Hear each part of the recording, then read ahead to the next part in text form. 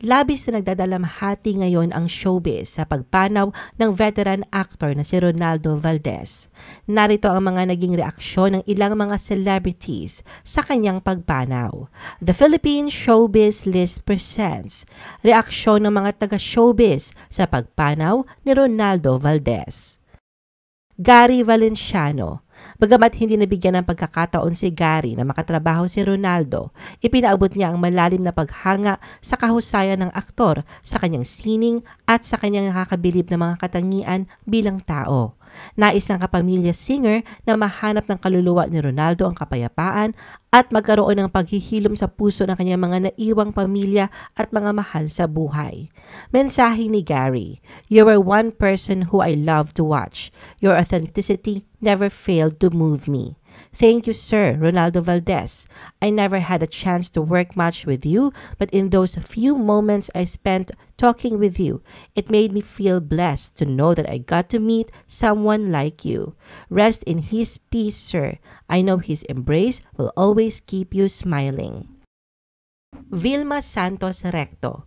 Ang veteran actress at former House Deputy Speaker na si Vilma Santos Recto ay idinaan rin sa Instagram ang kanyang pakikiramay sa pagkamatay ni Ronaldo. Dito ay nag-upload siya ng throwback picture para bigyang pugay si Ronaldo matapos silang magkatrabaho at magkasama sa classic film na Karma noong 1981. "Our condolences and prayers. You will be missed. Rest in peace, my friend," saad ni Vilma. Catherine Bernardo. Sa sunod-sunod na Instagram stories, ipinadama ni Catherine Bernardo ang kanyang pangungulila kay Lolo Sir na itinuturing niyang espesyal sa kanyang buhay. Lolo Sir ang nakasanayang tawag kay Ronaldo ng bagong henerasyon dahil sa karakter na ginampanan niya sa Too Good to be True, ang romantic comedy series ng Kapamilya Channel na pinangunahan ni Catherine at dating nobyo na si Daniel Padilla. Sa magkakasunod na Instagram stories, inalala ni Catherine ang masasayang alaala kasama si Ronaldo sa taping ng Too Good to be True. Binanggit din niya ang suporta ng veteranong aktor sa premiere night ng pelikulang A Very Good Girl. Carla Estrada. Nag-share naman ng larawan si Carla Estrada sa kanyang Instagram kung saan katabi niya si Ronaldo Valdez. Kalakip na kanyang larawan ang isang mensahe ng pasasalamat at mga alaala kasama ang namayapang aktor. Anya, "Last September 2023 on the set of our movie. Thank you for the laughter and wisdom, Tito Ronaldo. Rest in heaven." Nagbahagi rin siya ng larawan kung saan kasama ni Ronaldo si Daniel Padilla na kanyang anak. Chanda Romero. Bilang isang aktres, hindi mapigilang maramdaman ni Chanda Romero ang lungkot sa pagpanaw ni Ronaldo. Sa kanyang Instagram post, ibinahagi ni Chanda na isa si Ronaldo sa kanyang paboritong leading man dahil sa kanyang pagiging gentleman at pagiging sweet nito. Saad ni Chanda sa kanyang post, "Ron, one of my favorite leading men, a treasure in the Philippine movie industry, a perfect gentleman with a sweet and happy disposition and wicked wit. Rest well, my dear friend. You will be missed, sorely missed. I'm sure you're already bantering with Danny Salceta now. Hugs to him too." Ang Danny Salceta na tinutukoy ni Chanda ay ang direktor sa classic film na Karma na pinagsamahan rin nila noon ni Ronaldo. Alisa Mulak. Ang aktres naman na si Alisa Mulak ay nagsulat ng isang emosyonal na tribute para kay Ronaldo. Si Alisa ay kabilang sa cast ng Too Good to be True kung saan nagsama sila ni Ronaldo sa cast. Ayon sa kanya na mamimiss niya ang tawa, yakap at mga kwento ng veteranong aktor na tinawag niyang Tito Ron or Lolo Sir. Naalala rin ni Alisa kung gaano ka-sweet at thoughtful si Ronaldo dahil palagi siyang kinukumusta nito. Ayon sa kanyang post, "Tito Ron, whom everyone fondly calls Lolo Sir, you will truly be missed. We will miss your laughs and your hugs. We will miss all the stories about life that you love to share. I will miss our 2G2BT meals together, our hot pot dinners when we're outside of lock-in taping, and your messages to me asking what snacks I have." Tawag pa raw ni Ronaldo sa kanya ay Chay at palagi siyang niyayakap nito kapag sila ay nagkikita. Kahit palabis ang nasaktan si Alisa sa pagkawala ni Ronaldo, ay blessing pa rin niyang maituturing na nagkatrabaho sila. Dagdag ni Alisa, "I am incredibly blessed that I was able to work with an extraordinary veteran actor like you who is talented and accomplished, yet still so sweet, warm, and kind-hearted to everyone. You will always be in our hearts. We love you and may you rest in peace, Tito Ron. Sa kanyang Instagram stories ay sunod-sunod naman ang pagbahagi ni Alisa sa iba't ibang memories na naipon niya kasama si Ronaldo. Karamihan ng mga larawan dito ay mga moments na kung saan nagkasama sila sa palabas na too good to be true. Bukod pa riyan, may ilang videos rin siya na kung saan may mga clips na naging kasama niya si Ronaldo. Franco Laurel. Ang co-star naman ni Alisa na si Franco Laurel ay nagbahagi din ng tribute para kay Ronaldo. Ayon sa kanyang caption, Tito Ron, it has been a pleasure and honor to have worked with you. Thank you for the memories and the stories you have shared with us during our lock-in days at 2G2BT. I will miss you, heart emoji. Bella Padilla. Katulad ni Gary, masugid na tagahanga rin ni Ronaldo ang aktres na si Bella Padilla. Annabella grew up watching Sir Ronaldo Valdez's movies and TV shows. The news today is so sad. Sad face emoji. Our greats are joining the stars in the heavens. Arnold Clavio. Ang GMA newscaster naman na si Arnold Clavio ay ibinahagi ang ilang nakakaanting na pagbibigay-pugay kay Ronaldo na tinawag niya pa itong Tay sa mga post niya sa kanyang Instagram. Ibinahagi ni Arnold ang isang quote ni Bonnie Kapoor bilang pagkilala sa kanyang kaibigan. Anya, there are heroes and then there are legends. Heroes get remembered but legends never die. Inalala rin ni Egan ang kanyang mga karanasan kay Ronaldo at kung paano sila natatagpo sa EDSA Shangri-La na may malambing na alaala, kung paano sila nagbibigay ng mainit na yakap ng yumaong aktor. Nagbahagi rin ng trivia si Egan sa isa sa kanyang mga post. Ayon sa kanya na si Dolphy ay nakadiscover kay Ronaldo Valdez upang makapasok ito sa showbiz. Dimples Romana.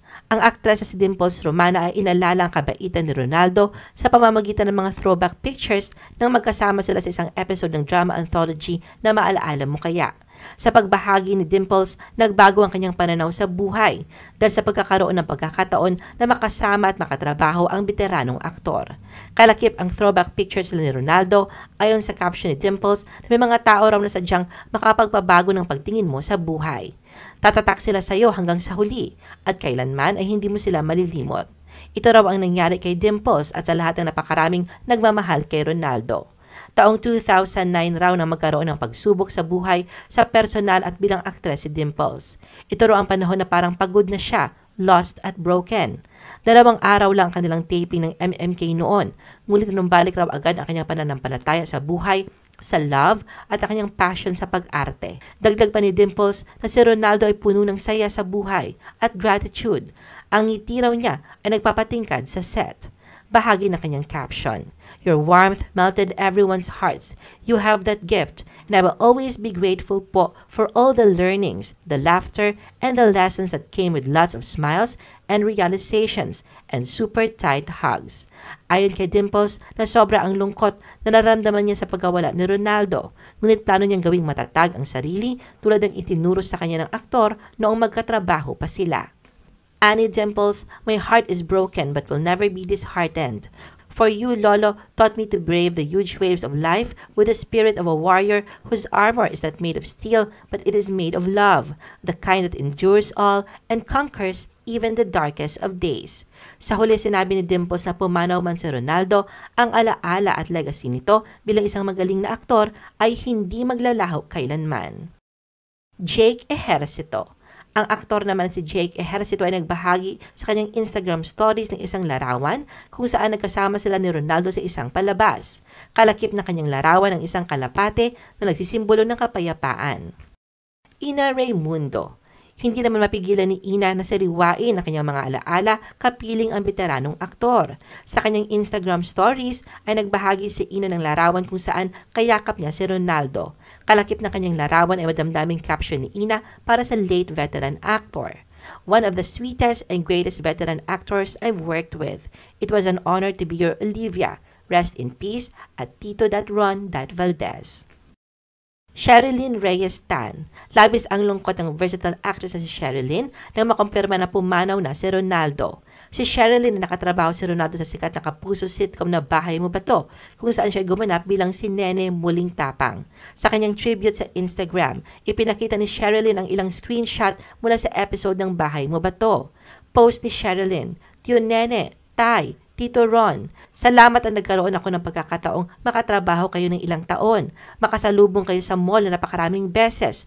Nalulungkot ako, Tay. Habang buhay kang magiging si Lolo Sir sa aming pamilya at si Tio Nene rin sa akin. Paalam, Tay. Rest in peace. May Cruz Alviar. Ang Filipino film and television director si May Cruz Alviar na naging direktor rin ng Too Good to Be True ay nagbigay pugay rin kay Ronaldo. Nag-post siya ng ilang clips noong nag-lock-in taping pa sila.